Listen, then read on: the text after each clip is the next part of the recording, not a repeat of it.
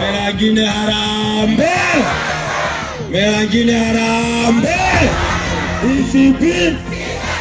Nenywe. Manenywe. Mokete ao. Morekio. Magaya muradime. We.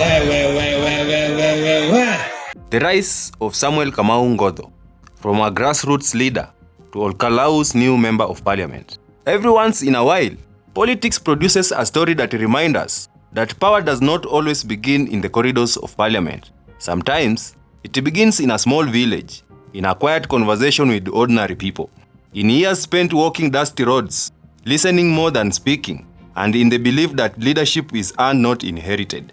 For years, Samuel Kamau Ngotho was known only within Nyandarua County. Today, he is the member of parliament for Ol Kalou, a victory that has placed him among the emerging political figures in Mount Kenya region. But this victory did not happen overnight. It was built over years of grassroots politics, community engagement, and relentless pursuit of public service. This is the story of Samuel Kamau Ngotho. Mkubali, asiyekubali kushindwa sio mshindani. Leo ni mimi, sisemi kesho si nyinyi, kesho bado ni mimi 2027. Nyinyi mgoje na hapo mbele na hapo mgoje na hapo mbele. We can engage one or two. God bless you. Before the limelight, long before campaigns posters, before the political rallies, before the television cameras, Samuel Kamau Ngotho was a young man growing up in Nyandarua County, surrounded by hard-working farmers whose daily struggles shaped his understanding of leadership. In this part of Kenya, agriculture is more than an occupation. It is a way of life. Families depend on good harvests. Young people dream of opportunities beyond unemployment. Communities rely on leaders who understand their everyday challenges. Those experiences would later become the foundation of his political philosophy. After pursuing studies in agricultural economics, Samuel Kamau Ngotho developed an even deeper appreciation of the issues affecting rural communities. Rather than remaining an observer, he chose to become part of the solution. Today also at Mombi Primary, I noticed the goons attacking the fourth estate. It is very sad. Media people are in hospital, Karau JM. Some lost their cameras and their instruments, and it is very shameful. There are people that we don't touch. It's the media people, because you give us information that is not biased. So I want to tell those members of parliament, and they come to this radio station, you host them. Please give them a blackout, because they are the people you are hosting, and then they come and start beating your people. The first step into leadership. The year was 2013. Kenya had embraced devolution. For the first time, citizens will elect a member of county assembly to represent their wards. It was a defining moment. Samuel Kamau Ngotho offered himself for election in Karau Ward. Many viewed him as an underdog. He lacked the national profile enjoyed by seasoned politicians. But he possessed something equally powerful: the trust of ordinary people. His campaign focused on accessibility, accountability, and grassroots development. When the votes were counted, he emerged victorious, becoming the first elected member of the county assembly for Karau Ward. It was his first major political victory, but certainly not his last. Building a reputation. Leadership is not measured only by winning elections. It is measured by what happens after victory. Over the years, Samuel Kamau Ngotho continued strengthening his connection with the people he represented. He remained visible in the community affairs, attended local development initiatives, and built a relationship that stretched beyond his ward.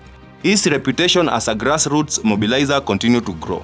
While many politicians sought influence from top down, Samuel Kamau Ngotho built his influence from ground up. Slowly, quietly, patiently, without many people noticing, he was laying down the foundation for something much bigger. We prayed to God from the beginning.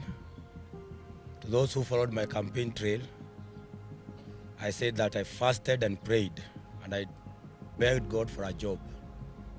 And I told him if I get a job to serve the people of Ol Kalou, that I'll do so diligently and to the best of my ability. So this win or this glory all goes back to God. The moment that changed everything. Then came the Ol Kalou parliamentary by-election.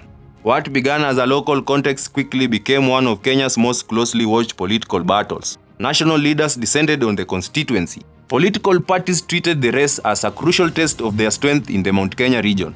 Every rally attracted huge crowds. Every speech made headlines. The stakes had never been higher. Samuel Kamau Ngotho secured his party nomination after a competitive internal contest, earning the opportunity to fly the party's flag. The campaign that followed was intense. Day after day, he traveled across Ol Kalou, meeting traders, farmers, youth groups, women's organizations, churches, and local leaders. His message remained consistent: support farmers, create opportunities for young people, improve roads, expand access to water, strengthen education, and deliver accountable leadership. Supporters believe he represented a fresh beginning. His opponents argued they offered greater experience. Ultimately, the decision rested with the people of Ol Kalou.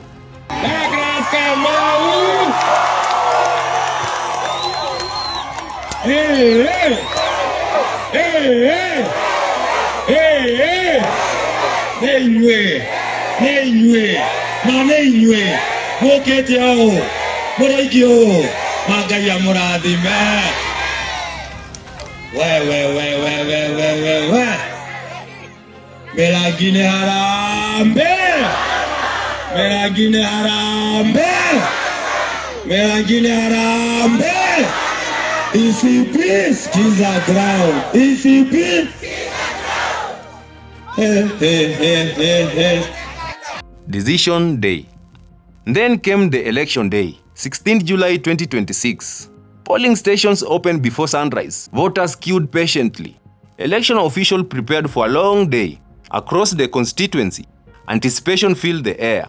As counting began, tension grew. Supporters gathered around tallying centers. Candidates waited anxiously. Every polling station mattered. Every vote counted. Then, as the final results emerged, one thing became clear: Samuel Kamau Ngotho had won. Years of grassroots organizing, months of campaigning, and countless conversations with ordinary citizens had culminated in greatest political victory of his career. Ol Kalou had chosen its new member of parliament.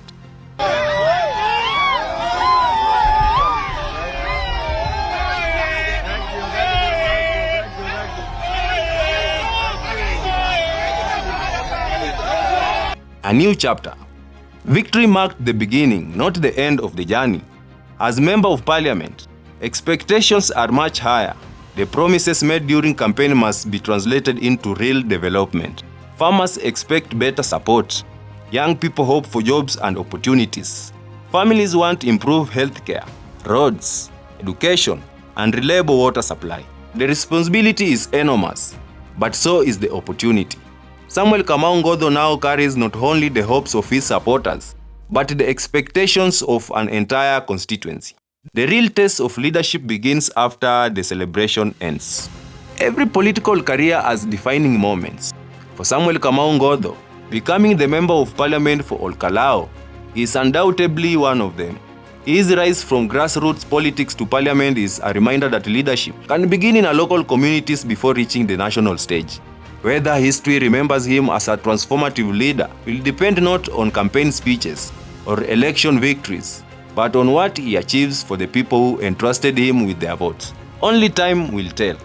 But one thing is already certain: Samuel Kamau Ngotho's rise has become one of the most compelling political stories in Nyandarua County. And perhaps it's only the beginning. What do you think? Do you think he will improve the lives of people of Ol Kalou? I want to thank the people of Ol Kalou. You've shown what you've been told by His Excellency. You withstood all those forms of bribery from government. From morning you'd wake up to be ferried by vehicles, given rice, given beans, given cooking oil, given handouts going to thousands of money per person. People had even abandoned their farms because there was money flowing in our constituency. You withstood all that.